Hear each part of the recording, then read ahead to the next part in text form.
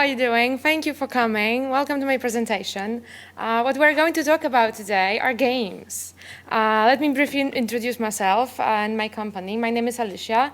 I work at TrafficCaptain as affiliate superhero, which is normal circumstances like a publisher manager or affiliate manager. TrafficCaptain is a games performance network. We focus on acquisition of online and mobile players for game developers and game publishers. So who of you have actually experience with online or mobile games? Raise your hands. Cool. Some of you are.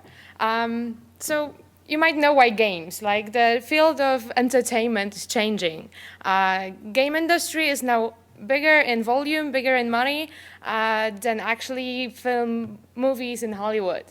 I remember my parents, when they come back home, they used to turn on their TVs. They don't do it anymore. They hit the couch, they take their smartphones, and they play Candy Crush Saga. Furthermore, my friends, they used to go out, I don't know, play football outside. Now actually they schedule appointments for quests in World of Warcraft. How creepy is that? So what I want you to do is to offer your users the real entertainment. First, a very, very general overview on the industry. People play more. Year-to-year increase in time spent on games is 26% of time in US and 80% plus in European Union. The number of MMO players, so massive multiplayer online games, is 400 million. And yeah, maybe actually the average player looks more like that. Secondly, mobile. The number of players on mobile devices is even greater. 1/3 of US population plays mobile games. We play everywhere. On the subway, coming back from home after work, in bed. I'm sure some of you play also at work, do you? What does it mean that vast majority of the apps, downloads are games? What's the lesson from it? That you should give your audience what they want. So give them games, give them entertainment. Let's first focus on desktop games, on mobile games. I will present you a path that the affiliate has to go through in order to make money on online games. I choose the right game. First, you choose the right game. So you have to find a genre that fits your audience. You need to check the payout and the lead flow. You need to assess the landing page and creatives. You should understand what happens to clicks from other countries when the campaign is not active in. And the last step, and the worst one, is driving traffic to the campaign. Then you will just wait for the wire from the network or the advertiser that you work with. I would like you to understand a point of view of the advertiser. The game that I promote are free to play. So the users just sign up and can play for free. Game developers make money on in-game purchases. The number of MMO titles is rising, even faster year on year. Like blockbusters such as League of Legends or World of Tanks take an increasing share of the pie. The result is that the global competition has intensified and individual game developers struggle to make money on their own games. So the reason number one is the explosive growth in the number of AAA MMO games and the success of the big players. Reason number two is the extreme rise in cost of user acquisition, so the registered players. So free-to-play MMO companies are driven to a large extent by metrics from average revenue per user to churn and conversion rate. Please take a look at those regions. US is pretty much comparable to Europe, but much easier as an affiliate market because of the language, obviously. You don't need to know French, German, or I don't know, Spanish. When you look at the genres and types of the games that we play, they're pretty much similar all over the world except Asia. Asia is a totally different market for games. You need to really understand its specifics if you want to enter it. And that will be pretty much it. Let's move to making money. In order to start with online games campaigns, you need to choose the right game to promote. You probably know your audience well. You know their Characteristics, their how old they are, if they're a male, female audience. So if you have mostly women audience, you would rather show them casual games and casual strategy games like Big Farm, so it's a kind of Farmville in a standalone browser version, than, I don't know, a war game. If you want to monetize a website with extreme sports, for example, you would probably go for an action game. You have several platforms to choose from. Those could be browser games, client games, social games, which are actually published on like social networks, let's say Facebook, and of course mobile, that we will move forward on.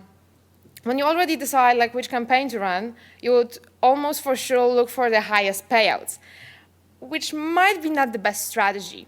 Casual games have lower payouts, but much higher conversion rates. And by higher, I mean double or triple higher than hardcore games. When it comes to lead flow, we have double and single opt-in campaigns regarding if the email needs to be confirmed or not. I'm rather a fan of single opt-in campaigns. The first reason is that the confirmation email sometimes hits the junk box. So it's not your fault that the advertiser didn't whitelist his or hers actually email that is sending the newsletters from. It shouldn't be the affiliate fault that the user couldn't confirm the email, right? We have cost per player campaigns, which require some more complex action from the players, like creating a character or downloading the client, or, I don't know, finishing the first page of user creation. Please mind that some games, like especially when it comes to this client download, are super huge, like 5 to 10 gigabytes. So would you really wait for the user to actually download it? Might be hard. To be honest, those are not money making for the affiliates, but those are really fair campaigns for the advertisers because they really prevent themselves from fraud leads. Last payment model that we run in gaming campaigns is revenue share. It's a beloved pricing by actually big publishers like, for example, newspapers online. Once you're sure that your users are addictive players and you can make good money on it, go for it. But make sure that the advertiser is not ripping you off. Ask about the game stats, so the average user lifetime, average revenue per user, average revenue per paying user, and what percentage do you actually get? Because you would get probably something around 50–40% of the revenue. But it's crucial to ask about what is excluded. We mostly exclude transactional costs, but some advertisers that run revenue share campaigns exclude also maintenance costs like servers or whatever. Before you start running any campaign, check the landing page. It should be simple and state clear what is required from the user. This is one of the good landing pages, only 3 fields, very easy. It's not where the user makes the decision. I'm in or I'm not in. Here it's easy. I'm in. I'm just typing in my email.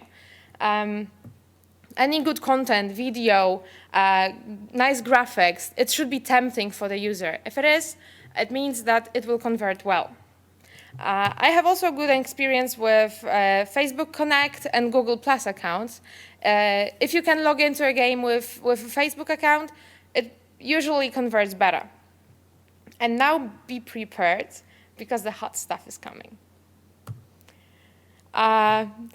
Those are landing pages that the developer of Demon Slayer decided to create. They trick a bit the users with kind of adult content on the website. You should see the Flash version of it because it's even funnier. Those hands are like moving and like grabbing the body of those girls. And anyway, the game is totally not related to to those landing pages, but it works. It works great in Germany. I'm not sure if it would work in US. Now the bad landing pages. Not every developers know that the landing page of online game is a marketing tool and not a Turkish bazaar. If the user is distracted with content overload and doesn't know where to click to actually play the game that he wants to play, he will leave the landing page before even trying to sign up. Keep yourself away from such campaigns if you don't want to waste money. What kind of ad units do we use? We actually support, like in gaming industry, all standard ad formats. We create banners for you because display is the main source of traffic for the games. But don't limit yourself to banners, as other media has much higher conversion rates. I mean here video spots with games because they are like movies. They are like really cool and you want to watch them. And when you watch them, you want to sign up for this game. They're totally tempting and seductive. When you use trailers, and the standard marketing is actually like, you catch the intention, you catch the interest, you catch the desire, and the only step away is like the action that the user has to make. What else? Well, cats. Cats work for everything, for games also. The last thing that you need to decide on when you are choosing the campaign or the partner you're working with are the redirects. The specific of gaming campaigns is that geo-targeting is enforced. When you run a campaign, you should know what happens to users who clicks on the ad from different country than the ones that the offer is live in. So let's say you run a campaign in US, but you have a click from, I don't know, Spain. What happens to those users? There are several options, mostly depending on the network you're working with. The user can end up on a blank page or an error page or error website, which is obviously the worst case because the user doesn't read the sign up and you don't monetize the click. Second option is redirecting the user to other game where the network that you're working with has a campaign. This solution gives you best revenue because you monetize every click from every country. But it's annoying for the users because they want to read some game and they end up in another game. It's somehow confusing. Third option is to always reach the landing page of the users of the game that you are promoting. And just the sign up from the other countries, like the countries that are not included in the campaign, are for free. So you give the players for free. But you are you make the internet a friendly space for the user. That's also cool. Once you know which campaigns to promote, you need to start delivering traffic. One of my recommendations is to create a website about games. Yes, you should like games. You should be a player yourself to make it. Otherwise, you will struggle and you'll probably end up with nothing. Here are the websites that we get traffic from. One of the best. They're totally packed with affiliate links. You monetize almost every single content that you have over there. Yeah, but as I said, you need to like games in order to create those. Once you create a website, it's very important to get traffic for it. The basic of generating traffic, obviously SEO. I'm not a specialist in this field, so I'm not going to say a lot about it. But make sure you use the right keywords. Like, look at the charts. Look how many people look for, I'm not sure if it's visible for you, how many people look for a keyword free online games. And like searching for browser games as a keyword is insignificant. So make sure you use the right keywords for the gaming industry. And like end users don't use all the terms that we use that we know. Create anything that comes along with your website, like YouTube channel with gameplays, like Facebook fan page, Google Plus page, obviously, because all those geeks actually like Google Plus and create a community on Google Plus. Make all the cross promotion and link sharing. Collect users' database and send them newsletters with the newest games to make them revisit your website. And now a small puzzle for you. Who would like to solve it? I will give you some time. It's not that easy. Anyone? Wild guess? Guys, wake up! Come on, it's easy. I was joking that it's not easy. Oh my God, you really suck. It's a RTB on DSP, which means like real-time bidding on demand-side platforms, which is actually media buying. Ah, now it's so obvious, yeah? Here's what we did, like a media buying. We did an example of it. We made it for War Thunder campaign in US. We used 2 different platforms, and as you see, one platform was successful, the other wasn't. The learning from it is like you really need different sources, and you need to find the right source for your media buying. It's a 1-week campaign time frame on 2 different demand-side platforms, as I said. So if we were using just platform A, we would probably said like, oh my God, this campaign just doesn't perform. But actually it did perform, and it made tremendous amount of money for us. But we just had to find the right source for it. As you can see, the average eCPMs and eCPCs are not that high, not like, wow, but it makes money. We buy really cheap traffic, and in the end, it's profitable.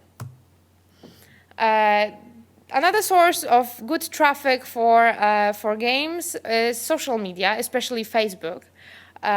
We use both, and you as an affiliate are allowed to use both as well.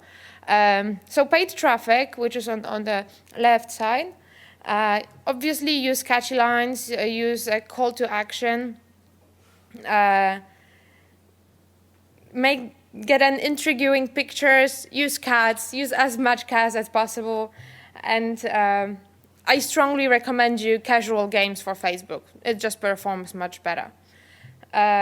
If you monetize your fan page, remember to post several times in one day to actually show all the users that you have in their feed, the game and the ad. That would be all about desktop games. Now we will move to mobile games. So probably even more exciting topic about it. Again, a small path. What I'm going to talk about is your audience first. So players' demographics, device their use, channels which are important to them to find new apps. Then we'll move forward to check which countries show best performance in mobile space and which campaigns work best. I will close the topic with tips on how to deliver traffic, how to drive traffic to those campaigns. So your players. Those are not youngsters. It's a cliche that only small youngsters actually play the games. The average player is 28-year-old. The men versus women ratio is almost like 1-to-1, 50-50. What's interesting from the advertising point of view is that the monetization ratio is much higher for mobile games than it is for online games. 51% of mobile gamers spend money for buying the game in App Store or for in-game purchases. I'm really starting to worry about population when I read the last line. So majority of players claim that they play in their bedroom. They forgot what people should do in their bedroom. Obviously, iPhone is the king when it comes to the devices, especially in the US, but that might actually change. Looking at 2012-2014 window, the market for Android will increase by almost 110%, while the iOS market will increase by slightly less than 67%. Well, those are just predictions that Android will take over the market. But when you look at the trends on the charts here, the pace of growth of Google Play is much higher than for iOS, and actually in both, in app downloads and in app revenues, so how much money is spent in Google Play.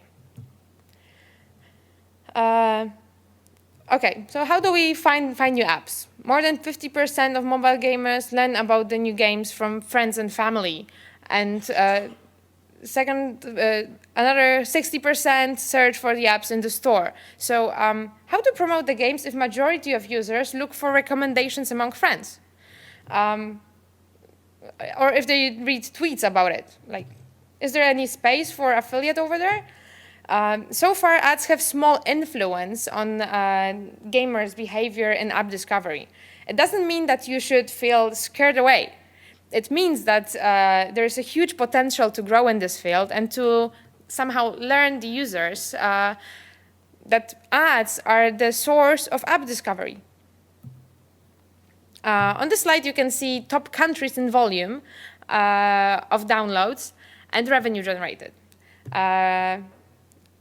Revenue ranking for specific countries indicates the CPI prices for the campaigns. So once the developer or the publisher creates an app, places it in the App Store and wants to get traffic for it, runs a campaign on CPI, he can actually pay more, for example, in United States than he can pay in Australia for a new player. No one is surprised with a very high position of US in those charts, but what's interesting is the ranking of Asian countries in the App Store. Japan, China, Korea are for sure strong markets that you should explore. It's a bit hard for online games, but it's pretty easy for mobile games, actually. You get the banners from the advertisers, so they're already with those Chinese or Taiwan signs. You don't need to translate anything. You just place the banners in the right places. If you want to promote mobile games, start with something popular and already with high ranking in app stores. The most successful campaigns for me so far was Candy Crush Saga. It's an unbelievable superstar from a publisher called King. You probably know it all. Who plays Candy Crush? Only 2 people? You should start. Or don't start. Don't start, it's too addictive. The second great campaign is Clash of Clans from Supercell. What's cool is that those advertisers don't run tons of games, as for example Electronic Arts. They have 2 up to 3 games they published on the stores, and they made a tremendous amount of money on it.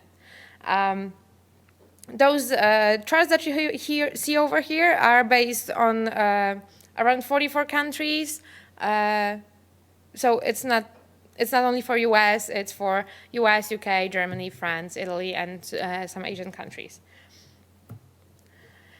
So now you need to know, you know what games to promote. You know that you should promote some superstars, but where to promote them and where to find the audience for it.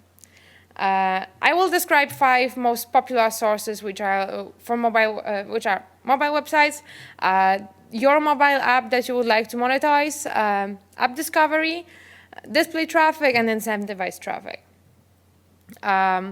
I'm sure you all use Google Analytics if you have your website. Check how much traffic comes from from the mobile devices. It's pretty easy. And the average that we see is around 18% of the traffic is coming from websites. What I heard, what I see in the internet is like for entertainment websites, it's even more. As an end user, I'm begging you, create a mobile version of your website. I just hate to like zoom in and zoom out to find anything on those websites. When you create a mobile website, use a subdomain for it. Don't use it for the end user, do it for Google. Otherwise, Google can penalize you and put you down in the search results. It's also smart to leave a link that could drive you back to the standard website. Obviously, monitor your mobile traffic with Google Analytics. If it's growing, maybe change it, maybe make something better to monetize it. Obviously, keep the website as simple as possible so that with not that many features that you would have on your standard websites, and create clickable images or buttons that fit our fat thumbs, okay? Like at least 40 to 40 pixels. This is how TrafficCaptain's white-labeled a solution that is actually a mobile version of the website. We provide it for gaming websites.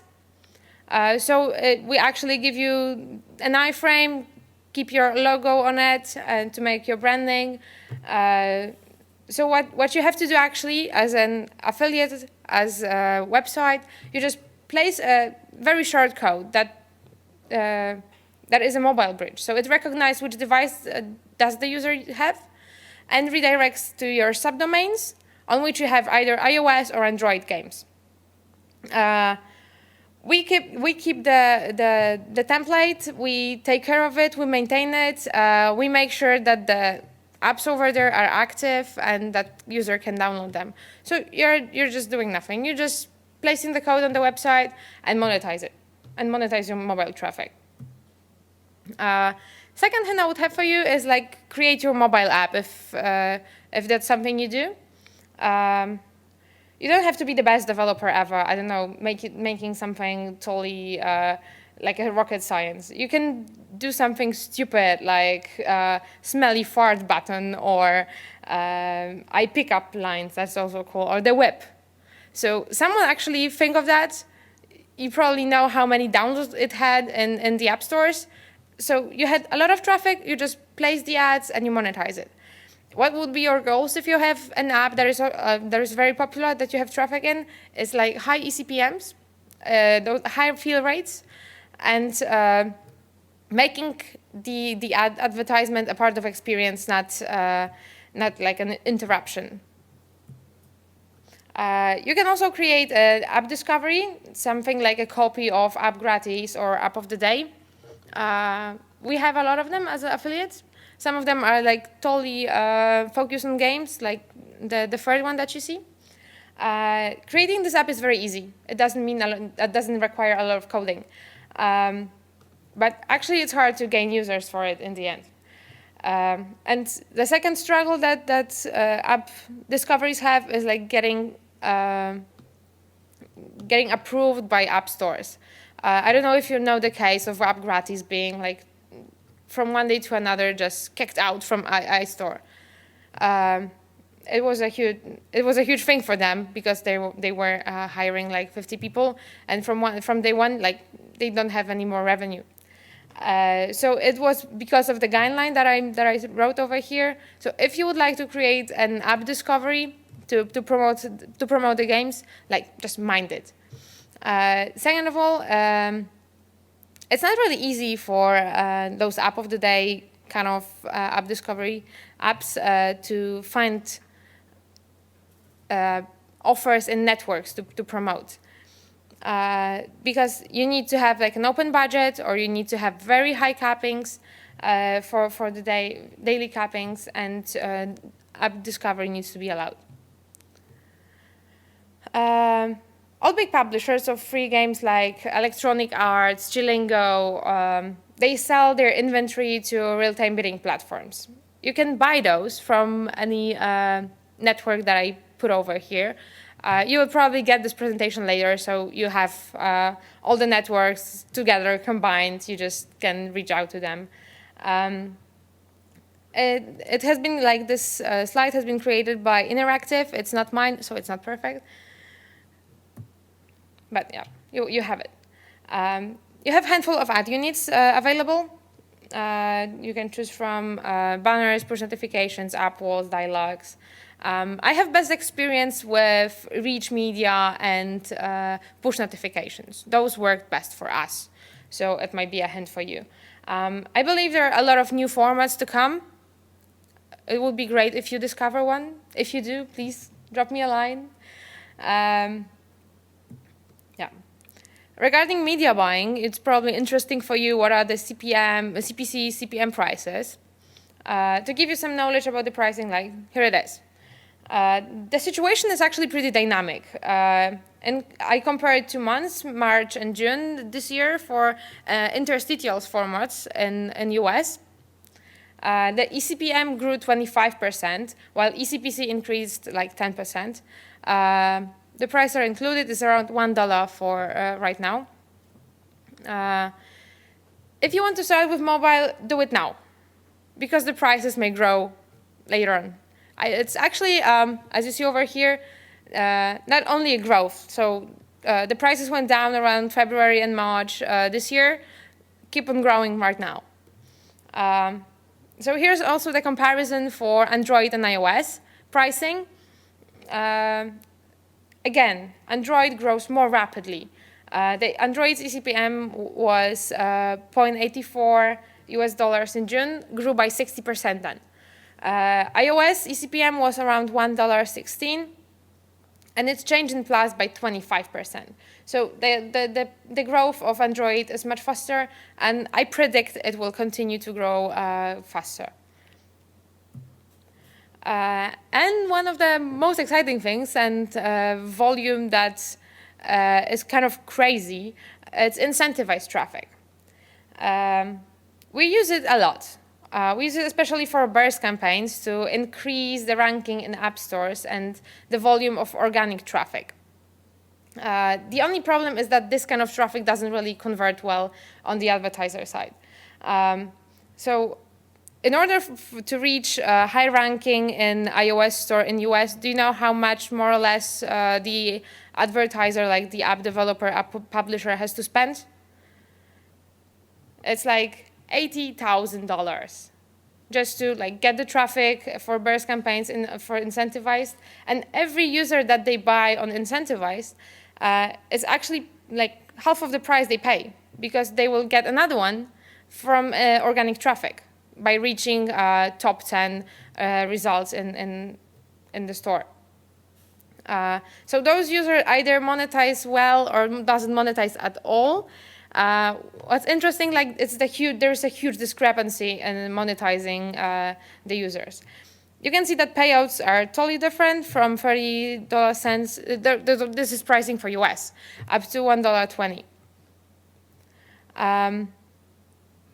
To give you more insight about how low quality is for us instant traffic, you can see this chart. Bubble size represents the average install volume in our average campaign for mobile. You see the low quality for instant traffic. I'm so sorry for that. Also, ad networks doesn't create so much such a good quality. Actually, the best quality comes from search and from social media. What I believe in is that ad networks will continue to grow and improve their performance over time. So I think the bubble that is there for ad networks will become much bigger. Why? Because we'll improve targeting, we'll set retargeting capabilities in mobile space, so it will all grow even faster. Oh, I'm heading to end of my presentation. Let's sum up everything, and I hope you will have some questions for me that I will be happy to answer. So the key learnings over here. I believe that games are content, not ads. You offer your users the real entertainment. You can grow with the industry. As I said, the industry is growing very fast. So there is still a huge potential to enter the market and to make money over there. Just become an affiliate in this field. Work on your traffic quality. We really need players that will play, that will be active, and that will make in-game purchases. Otherwise, you will just close your business before you even started it. We actually can, we and the advertisers, the game developers, can detect fraud very, very well. Don't be afraid to expand. Check out other regions, check out new games, check out new channels. Start from maybe some casual online games, which are the easiest, but then expand to some hardcore games. Find the right audience for it. And the last one, build relationship with your network. As I said on one of the slides, as I mentioned, you can get higher payouts from the networks. You just need to ask for it. And you just need to have high volume and high quality. And that would be it. Do you have any questions? Can you quickly go back to the slide with the comparison between the sort of traffic? This one? Yeah. When you hear app discovery platform, it's kind of a business that you put up with them. You put a banner to appear as a recommended application. App discovery platforms over here are the ones that I mentioned before. this ones. Those are like app gratis and app of the day. That's this kind of traffic. It works like that. Like you have this application on your phone, and every day they send you, they give you a new campaign, a new app that you can download. It could be either, I don't know, a new weather channel or something like that, and it could be game. So they actually like recommend the new apps for you.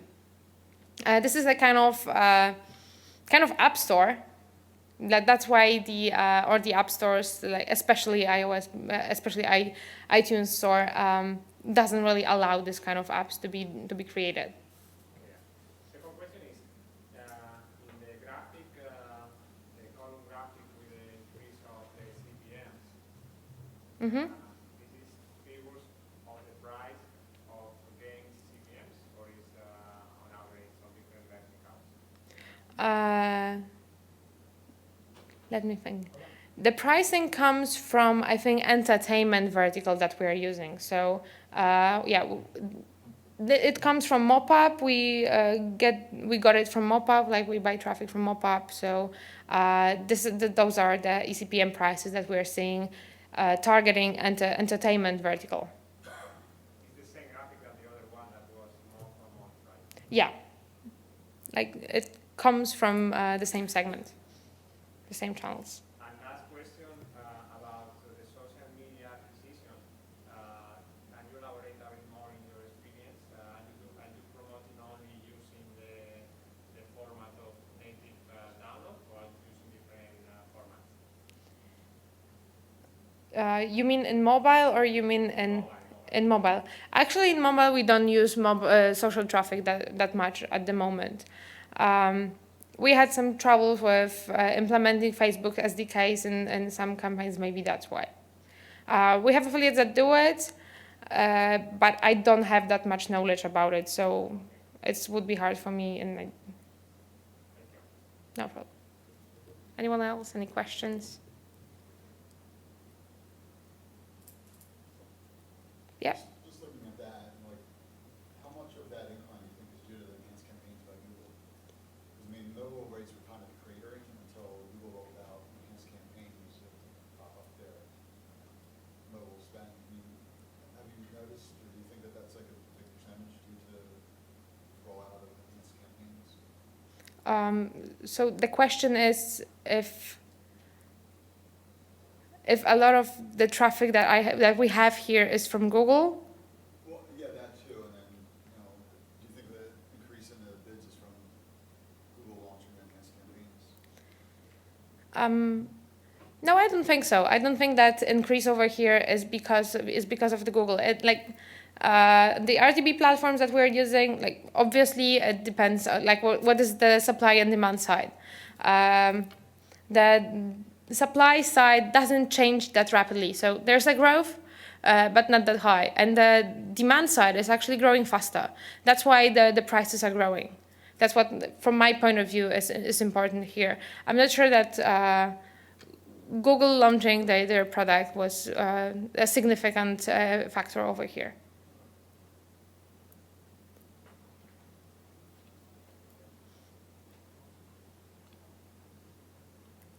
Anyone else?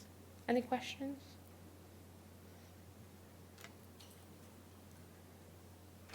If not, then I would like to thank you guys. Thank you for attending. If you would like to chat with me, go ahead. I'm here. I'll give you my business card if you'd like to. There were some flyers over here, so check them out. Thanks a lot.